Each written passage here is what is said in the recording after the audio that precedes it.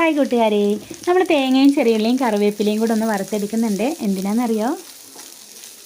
ഇത് കണ്ടോ, നമുക്ക് കൂണ് കിട്ടിയിട്ടുണ്ടായിരുന്നു. അപ്പോൾ തേങ്ങ വറുത്തരച്ച് കൂണ് കറി ഉണ്ടാക്കാൻ വേണ്ടിയിട്ടാണ്. തേങ്ങ ഈ ഒരു കളറാകുമ്പോൾ നമ്മൾ അതിലേക്ക് വലിയ ജീരകം ചേർത്ത് കൊടുക്കുന്നുണ്ട്. ഇനി സ്റ്റവ് ഓഫാക്കി കൊടുക്കാം. ഈ ചട്ടിയുടെ ചൂടുകൊണ്ട് തന്നെ നമ്മുടെ തേങ്ങ നന്നായി മൂത്ത് കിട്ടുവേ.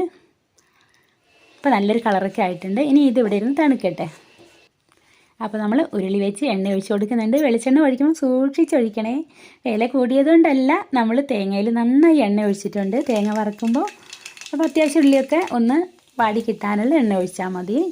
തേങ്ങയും കൂടെ അരച്ച് ചേർക്കുമ്പോഴത്തേക്കും നന്നായിട്ട് എണ്ണ ഉണ്ടാവും. ചെറുതായി അരിഞ്ഞ് വെച്ച് സവാള ചേർത്ത് കൊടുക്കുന്നുണ്ട്. സവാള ഒന്ന് വാടി വരുമ്പോൾ നമ്മുടെ കൂണും കൂടെ ചേർത്ത് കൊടുക്കാം. അപ്പോൾ നമ്മുടെ സവാളയൊക്കെ ഒന്ന് കളർ മാറി വന്നിട്ടുണ്ട്. കൂണ് ചേർത്ത് കൊടുക്കുന്നുണ്ട്.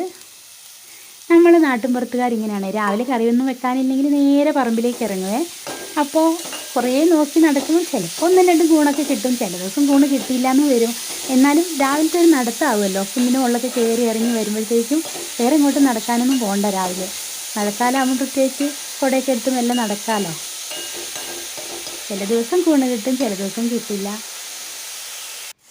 വല്ല താളോ തകരയോ വാഴച്ചുണ്ടോ എന്തെങ്കിലുമൊക്കെ ഉണ്ടാവും നമുക്ക് പറമ്പിലേക്ക് ഇറങ്ങിയാൽ.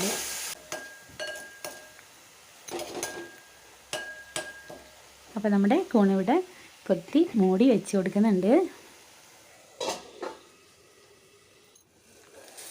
ഇപ്പോൾ നമ്മുടെ കൂണിൻ്റെ വെള്ളമൊക്കെ വറ്റി വന്നിട്ടുണ്ട്.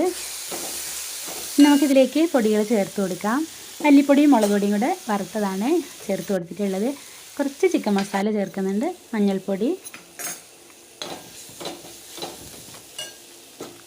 ഇനി ആവശ്യത്തിന് വെള്ളം ചേർത്ത് കൊടുക്കാം. ഇനി ഒന്ന് തിളച്ചാൽ മതി. നമ്മുടെ കൂണൊക്കെ വെന്തിട്ടുണ്ട്.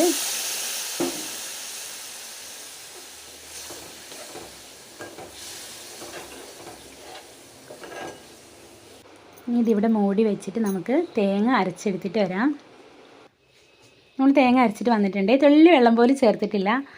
തേങ്ങ മൂത്ത് വന്നപ്പോഴത്തേക്കും തേങ്ങയിലെ വെളിച്ചെണ്ണയും നമ്മൾ ഒഴിച്ച വെളിച്ചെണ്ണയും എല്ലാം കൂടെ നന്നായി അരഞ്ഞ് വന്നിട്ടുണ്ട്. ഇത് നമ്മുടെ കറിയിലേക്ക് ചേർത്ത് കൊടുക്കാം.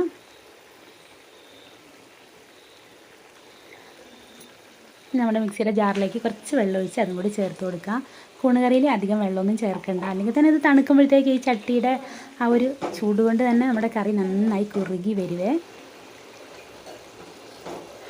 അങ്ങനെ നമ്മുടെ അടിപൊളി ടേസ്റ്റുള്ള കൂണുകറി റെഡി ആയിട്ടുണ്ട്.